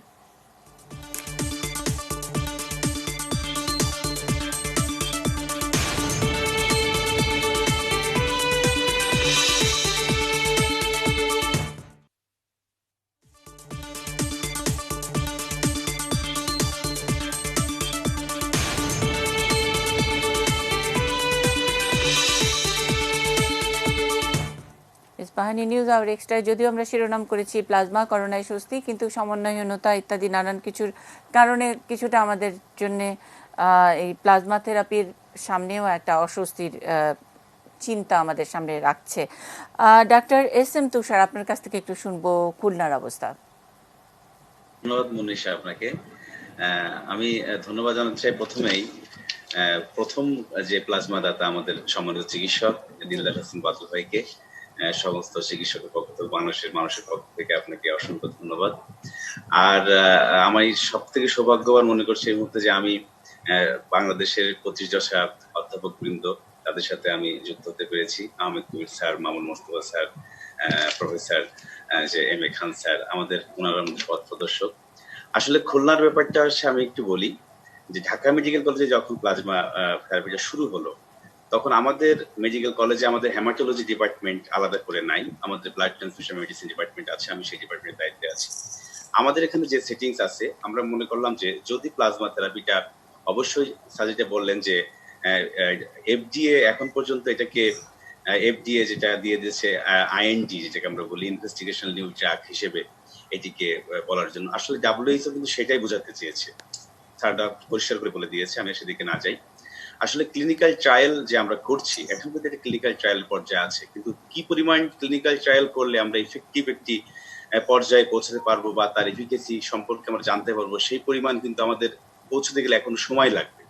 হয়তো আমরা বাংলাদেশের এই জায়গাটাতে আমরা যেতে পারি, অর্থাৎ আমাদের সমস্ত প্রতিষ্ঠানে একটা ইথিক্স মেনে, ইথিক্যাল কমিটির মাধ্যমে, আমাদের যে এক্সপার্ট কমিটি তাদের দিক নির্দেশনা মেনে যদি আমরা সমস্ত প্রতিষ্ঠানে যেখানে এই সুবিধাগুলো আছে, ব্যাংকিং তৈরি করে অথবা প্লাজমা ইনফিউশন করার মতো ফ্যাসিলিটিস আছে, হয়তো বছর 2 পরে বা বছর খানেক পরে যখন আমাদের অনেকগুলো স্টাডি একসাথে জমা হবে, তখন হয়তো আমাদের এটাকেই ডাব্লিউএইচও স্বীকৃতি দিবে অথবা অন্যান্য দেশ আমাদের এটাকে রেফারেন্স হিসেবে গ্রহণ করবে, আমার এটা মনে হয়। আর আমরা খুলনাতে কি করলাম যে আমরা হচ্ছে আমাদের প্লাজমা যে ব্যাংক তৈরি করাটা, এটা আমরা প্রিপারেশন নিয়ে রাখার জন্য একটা পরিকল্পনা করলাম। যেহেতু আমাদের এখানে প্লাজমা ফেরেসিস করার জন্য যে এফএসসি মেশিন সেটা নাই, কিন্তু আমাদের রেফ্রিজারেটেড সেন্ট্রিফিউজ মেশিন আছে, যেটার মাধ্যমে আমরা কম্পোনেন্ট গুলো আলাদা করে থাকি অন্যান্য যে ব্লাডের আরবিসি বা প্যাক্স যেটাকে আমরা বলি প্লাজমা বা প্লাটিলেট, এই মেশিন দিয়ে আমরা প্লাজমাটা আলাদা করতে পারি। আর প্লাজমাটা শুধুমাত্র যে কোভিড-19 রোগীর জন্য তা না, আমরা কিন্তু অন্যান্য কাজেও প্লাজমা ব্যবহার করছি। যেমন অনেক ইন্ডিকেশন আছে প্লাজমা ব্যবহারের, ফ্রেশ ফ্রোজেন, তারপর ফ্রেশ ফ্রোজেন প্লাজমা, তারপরে আপনার ফ্রোজেন প্লাজমা, এগুলো আমরা কিন্তু প্রতিনিয়ত ব্যবহার করছি। এটিও কিন্তু আলাদা কিছু না, এরকম একটা কিছু। আর সাথে নাম দেওয়া হচ্ছে কনভালেসেন্ট প্লাজমা, অর্থাৎ যে প্লাজমাটা কোভিড-19 মানে করোনা ভাইরাসের অ্যান্টিবডিটাকে সে ধারণ করে, যার যে সমস্ত যে প্লাজমাতে করোনা ভাইরাসের অ্যান্টিবডি আছে সেটাকে আমরা সংরক্ষণ করে রাখছি, এবং সেই ধরনের ফ্রিজও আমাদের আছে, যার ফলে আমরা এটাকে একটা ব্যাংকিং হিসাবে রাখলাম। আর আমি নিজেও কোভিড-19 ল্যাবের সাথে আমাদের এখানে যে আরটিপিসিআর ল্যাব আছে সেখানে আমি সম্পৃক্ত। আমরা এই কাজটাও করে রেখেছি, আমরা টোটাল একটা ডোনার ডাটাবেস তৈরি করছি। যে সমস্ত রোগী আমরা করোনা পজিটিভ হচ্ছে, তাদের লাস্ট স্যাম্পল কবে নেগেটিভ হচ্ছে, তাদের বাড়ি কোথায়, তাদের কন্ট্যাক্ট নাম্বার, তাদেরকে আমরা কিন্তু এখানে আমরা একটা ডাটাবেসের মাধ্যমে তাদেরকে রাখছি এবং ফলো আপ নিচ্ছি তাদেরকে, তারা কেমন আছে। এবং আমরা যে ইন্ডিকেশন গুলো মানছি, আমাদের একটা প্রোটোকল আমরা তৈরি করছি। আমরা প্রথমত হচ্ছে যে আমরা এই স্যাররা যেটা বললেন এই নিয়ম অনুযায়ী কিন্তু আমরা গিয়েছি। আমরা 21শে মে ঈদের আগের বৃহস্পতিবারে আমরা আমাদের কলেজের যে ইথিক্যাল রিভিউ কমিটি আছে, যে কোনো গবেষণা করতে গেলে আমরা যে রিভিউ কমিটির মাধ্যমে অনুমোদন নিই, সেখানে আমরা একটা প্রোটোকল জমা দিই। আমাদের একটা টিম আছে, সেখানে আমাদের একজন মেডিসিন অধ্যাপক আছে, একজন রেসপিরেটরি মেডিসিন অধ্যাপক আছে, একজন অ্যানেস্থেসিওলজিস্ট আছে অধ্যাপক, যারা কোভিড-19 হাসপাতালে ডেডিকেট হাসপাতালে দায়িত্ব পালন করছেন, একজন কনসালটেন্ট আছে, এবং বঙ্গবন্ধু শেখ মুজিব মেডিকেল বিশ্ববিদ্যালয়ের একজন ট্রান্সফিউশন মেডিসিন ডিপার্টমেন্টের সহকারী অধ্যাপক, তিনিও আমাদের একজন অ্যাডভাইজারি মেম্বার হিসেবে আমাদের এই টিমে কিন্তু আছে। আমরা এই প্রোটোকল গুলো মেনে আমরা এই ইথিক্যাল কমিটির অনুমোদন নিয়েছি, এবং আমরা এই যে অবজারভেশন স্ট্র্যাটেজি করার জন্য, স্যার যেমন বলেন 45টা রোগী, আমরা 30টা রোগীর জন্য সেট করছি। যদিও খুলনাতে এখনো 30টা রোগীর এরকম দেওয়ার মতো পরিস্থিতি হয়নি। আপনারা জানেন খুলনাতে আমাদের এ পর্যন্ত কোভিড হসপিটালে, খুলনা মেডিকেল কলেজ আওতাভুক্ত যে হাসপাতাল আছে, সেখানে এ পর্যন্ত 30টা রোগী ভর্তি আছে। তার ভিতরে আমরা একজনকে প্লাজমা দিয়েছি গত পরশুদিন, অর্থাৎ আমরা 28 তারিখে আমরা প্লাজমাটা দিয়েছি, যেদিন নিয়েছি সেদিনই। এবং আপনাদের জানাতে চাই যে প্রথম যে প্লাজমা দাতা আমাদের খুলনা মেডিকেল কলেজে, তিনিও একজন চিকিৎসক, এবং তিনি একজন তরুণ চিকিৎসক। সদ্য উনি স্যার সলিমুল্লাহ মেডিকেল কলেজ থেকে ইন্টার্নি শেষ করেছে, এবং সেখান থেকে সে অসুস্থ হয়েছিল, তার বাড়ি বাগেরহাট। সে এসে এবং তার 21 দিন, অর্থাৎ 21তম দিন, সুস্থ হওয়ার 21তম দিনে তার কাছ থেকে আমরা প্লাজমাটা সংগ্রহ করেছি। এবং আমরা তো এখানে হোল ব্লাড সংগ্রহ করছি, তারপর আমরা প্লাজমাটা আলাদা করছি প্রোটোকল মেনে। পরে একটা রোগী আমাদের খুব খারাপ ছিল, তা আমাদের যে এক্সপার্ট কমিটি আছে সেখানে অবশ্যই একজন মেডিসিন স্পেশালিস্ট, যার নাম আমি বললাম, তারা তখন দেখলো যে এই রোগীটা তখন কিন্তু সে ইনটিউবেশনের ছিল না, অর্থাৎ স্যার যেটা বললেন যে মডারেট টু সিভিয়ারের দিকে যাওয়ার আগে যদি আমরা প্লাজমাটা দিতে পারি, অর্থাৎ মাইল্ড তো অনেক ক্ষেত্রে লাগেই না, কিন্তু পেশেন্ট যদি মডারেট টু সিভিয়ার যেতে পারে যায়, অর্থাৎ আইসিইউতে যাওয়ার আগে যদি আমরা ভাইরাসটাকে নিউট্রালাইজ করতে পারি, অর্থাৎ অ্যান্টিবডিটা কাজ করবে কি, ভাইরাসের যে আমরা জানি যে স্পাইক প্রোটিন, সেই রিসিপ্টরটা আমাদের AC2 সেল রিসিপ্টরে লাগবে। আমরা তার আগে এই নিউট্রালাইজিং অ্যান্টিবডিটা যদি আমাদের ওই ভাইরাসের যে রিসিপ্টর, অর্থাৎ আমাদের যে অ্যান্টিজেনের যে এপিটপ যেখানে বাইন্ড করে, এটাকে ব্লক করে দেয়, এবং তার মাধ্যমে ভাইরাসটা কিন্তু টোটালি ডিস্ট্রয় হবে বা ইনঅ্যাক্টিভ হয়ে যাবে।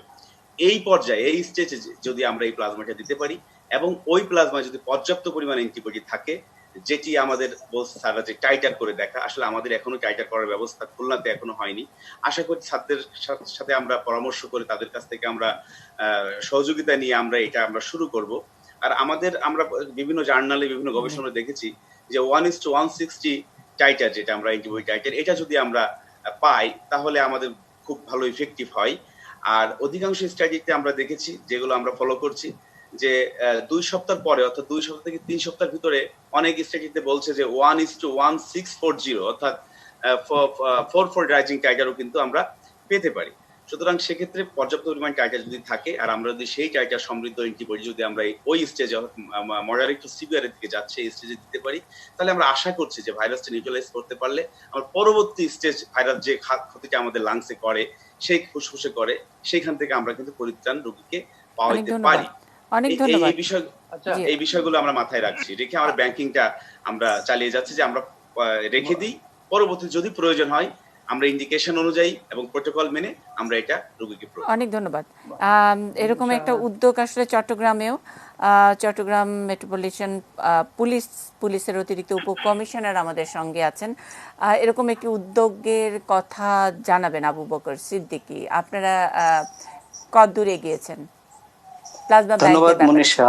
জি, আপনারা জানেন আমরা কিন্তু করোনা ভাইরাসের যখন যেরকম অপশনই আমাদের কাছে আছে ট্রিটমেন্ট সংক্রান্তে, আমরা সেটা রিসিভ করার চেষ্টা করছি। আপনি একটা কথা মাঝে বলেছেন যে আমরা এখন অন্ধকার আছি, আমাদের তো কিচ্ছুই নেই, কিন্তু সেই অন্ধকারের ভিতরে আমরা যখনই যেরকম অপশন আমরা খুঁজে পাচ্ছি সেটাকে আমরা পুঁজি করে আমরা এগিয়ে যেতে চাই। এবং সেই জন্য চট্টগ্রামে আমরা আমাদের বাংলাদেশ পুলিশের চট্টগ্রাম মেট্রোপলিটন পুলিশ কমিশনার জনাব মোহাম্মদ মাহবুবুর রহমান বিপিএম, ওনার দূরদর্শিতায় আমরা যখনই প্লাজমার বিষয়টা আমাদের মাঝে আসলো এবং দেখলাম যে ঢাকায় শুরু হয়েছে, পুলিশ হাসপাতালে শুরু হয়েছে, তখন আমরা চট্টগ্রামে আমাদের মেট্রোপলিটন পুলিশের যে 39 জন কোভিড-19 পেশেন্ট যারা সেকেন্ড টাইম নেগেটিভ হয়েছেন তাদেরকে আমরা পুঁজি করে একটা প্লাজমা ব্যাংক করার চিন্তা করেছি। এবং আপনারা জানেন গত 28 তারিখ চট্টগ্রাম মেডিকেল কলেজের 2 জন ডাক্তারকে আমাদের একজন কনস্টেবল, ট্রাফিক কনস্টেবল অরুণ চাকমা, সে প্লাজমা ডোনেট করেছে। এবং সম্মানিত ডাক্তারদের মাঝে আমাদের একটা সুন্দর রিলেশন বিল্ড আপের মাধ্যমে আমরা জনগণকে একটা মেসেজ দিতে চাই যে এই সময়ে ডাক্তার সহ একে অপরের সামনে এগিয়ে আসতে হবে। আমরা সরকারি একটি অর্গান এবং আমাদের কিছু লিমিটেশন, আমরা কিছু আইন কানুন ভিত্তিতে চলি, তবু আমরা প্রথমেই এই উদ্যোগটা নিতে চাই। আমরা এই উদ্যোগটার মাধ্যমে কয়েকটা উদ্দেশ্য আমরা চিন্তা করতে চাই। প্রথমত হচ্ছে যে একটা প্লাজমা ব্যাংক বলতে আমরা ডাটাবেস তৈরি করছি। আমাদের যে নেগেটিভ পেশেন্ট গুলো আছে তাদেরকে সকল যে অঞ্চলের জন্য আমাদের পুলিশ সদস্য আছে তাদের আমরা ব্লাড গ্রুপ আমরা অলরেডি ডাটাবেস নিয়ে আসছি। এবং পাশাপাশি চট্টগ্রাম মেট্রোপলিটন পুলিশের যে 16টি থানা আছে, প্রত্যেকটি থানাকে নির্দেশনা দেওয়া হয়েছে, পুলিশ কমিশনের মধ্যে নির্দেশনা দিয়েছেন, যারা সিভিল লোক আছেন, যারা নেগেটিভ হয়েছেন সেকেন্ড টাইম, তাদের ডাটাবেস আমরা নিচ্ছি। ইতিমধ্যে প্রায় 200-250 মতো আমাদের সিভিল লোকের ডাটাবেস তৈরি হয়ে গেছে এবং আমাদের যে 39 জন যে পুলিশ সদস্য আছে তাদের ডাটাবেস হয়েছে অলরেডি। অরুণ চাকমা নামের একজন গত 28 তারিখ ডাক্তারদেরকে প্লাজমা দিয়েছেন। এর মাধ্যমে আমরা জনগণকে একটা মোটিভেট করতে চাই যে আপনারা এগিয়ে আসেন। আমাদের লিমিটেশনস এর ভিতর দিয়েও যদি আমরা এগোতে পারি তাহলে জনগণের জন্য আমাদের সাথে চলে আসে। এবং আমরা আমাদের হটলাইন নাম্বারও দিয়ে দিয়েছি, যার যখনই যেরকম সুযোগ সুবিধা যেরকমই সমস্যার জন্য আমাদের ফোন করবে আমরা আমাদের সর্বসাধ্য মতো আমরা চেষ্টা করব। এবং আজকেও আমাদের কাছে একজন ডাক্তার এবং চট্টগ্রাম কলেজের একজন ইংলিশ ডিপার্টমেন্টের একজন ছেলের প্লাজমা দরকার চেয়ে আমাদের কাছে কল এসেছে, ঢাকা থেকেও আমাদের কাছে ফোন এসেছে। আমরা চাই এটার একটা ডাটাবেস তৈরি হোক এবং এই প্লাজমা ব্যাংকের মাধ্যমে জনগণ এবং আমার বাংলাদেশ পুলিশ সদস্য যাদের প্লাজমা দরকার যদি বিন্দুমাত্র উপকার হয় তবু যেন আমরা সেটা নিয়ে এগিয়ে যেতে পারি। বাহ, অসাধারণ। আমরা এতক্ষণ বলছিলাম সমন্বয়হীনতার কথা, কি করব, কোথায় করব, কে জানে, কে নিয়ন্ত্রণ করবে, তথ্য কোথায়। আর প্লাজমা ব্যাংক বললেই অনেকের মাথার মধ্যে হয়তো ওরকম ছবিটা আসছে যে ব্যাগ ভর্তি একটা গোল্ডেন কালারের একটা কিছু গোল্ডেন ব্লাড যেটাকে বলা হয়, সোনালি রক্তরস, সেইটা বোধহয় ফ্রিজে করে ঢোকানো, ওরকম তা নয়। আসলে প্লাজমা ব্যাংকটা হলো তথ্য এবং সেটার মধ্যে চট্টগ্রামের সকলেরই এটা, সকল চিকিৎসকের সেটার মধ্যে অ্যাক্সেস রয়েছে। সুতরাং তারা জানেন কখন কার কাছ থেকে কোন প্লাজমাটা তারা ব্যবহার করতে পারবেন। অসাধারণ, এরকম একটি উদাহরণেরই দরকার ছিল বোধহয়। আমি একটা ছোট্ট বিষয়, জি আমি আপনাকে আরেকবার একটু সুযোগ দেব একটা ছোট্ট বিরতির পরে।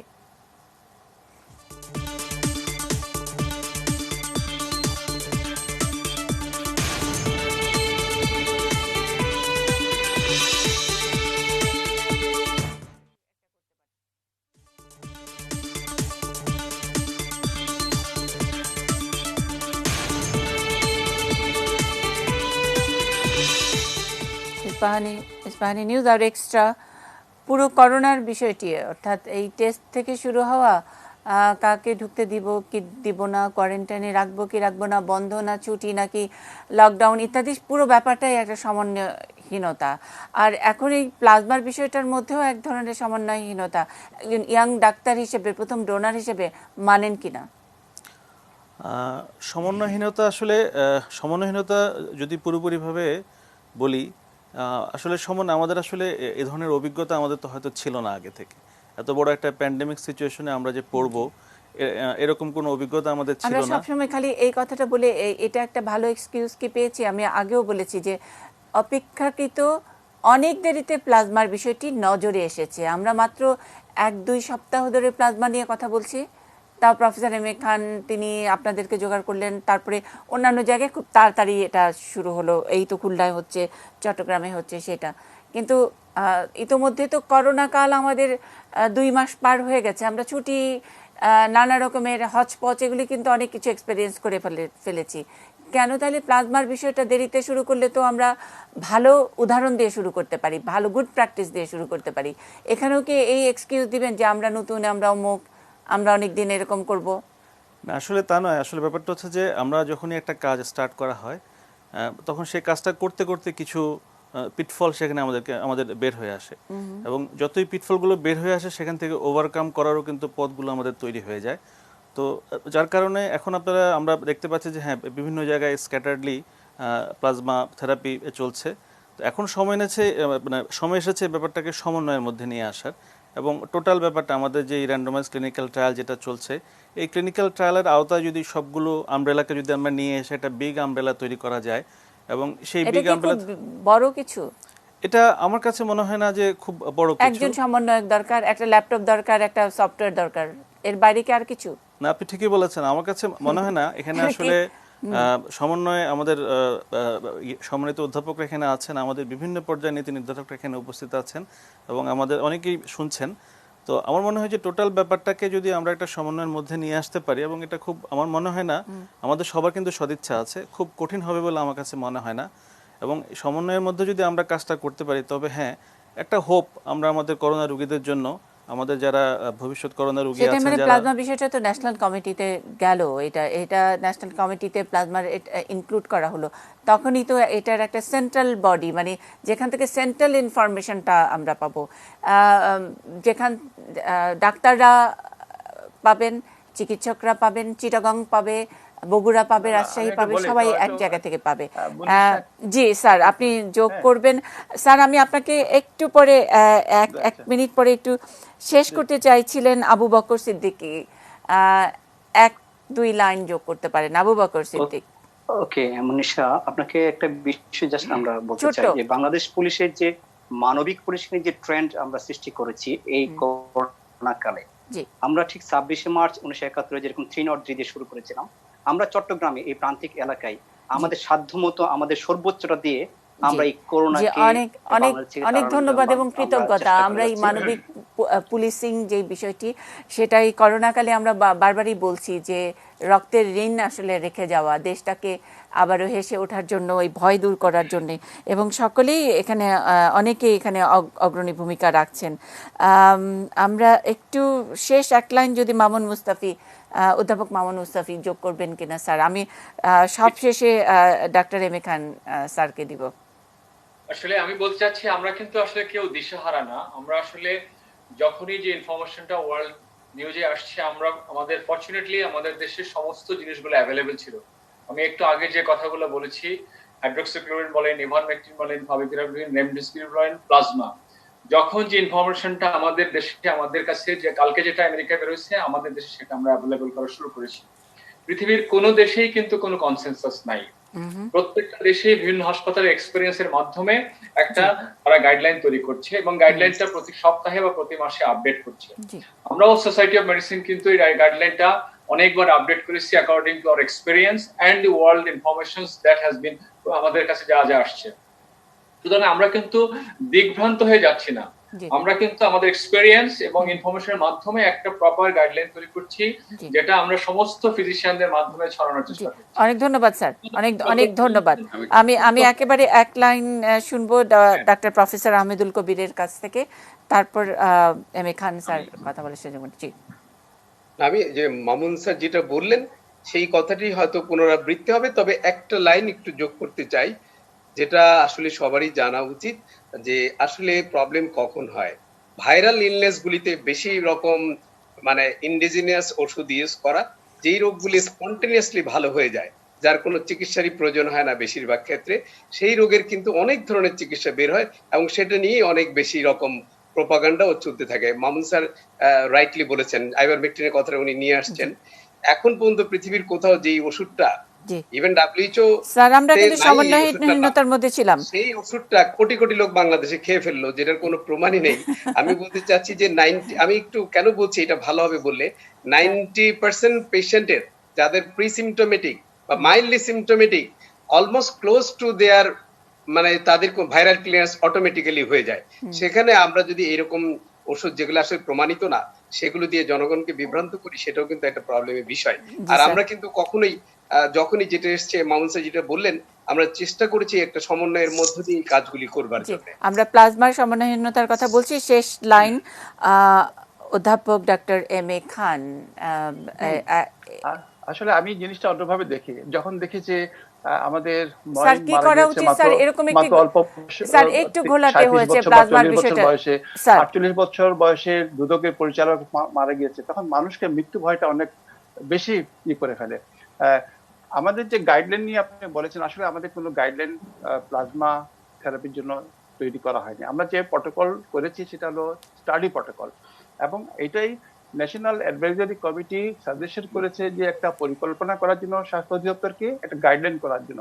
এই যে আমার হাতে একটা আছে, এটা international society of blood transfusion, তারা একটা মিডল এন্ড লো ইনকাম কান্ট্রির জন্য এই প্লাজমা কনভালসেন্ট প্লাজমার একটা গাইডলাইন করেছে।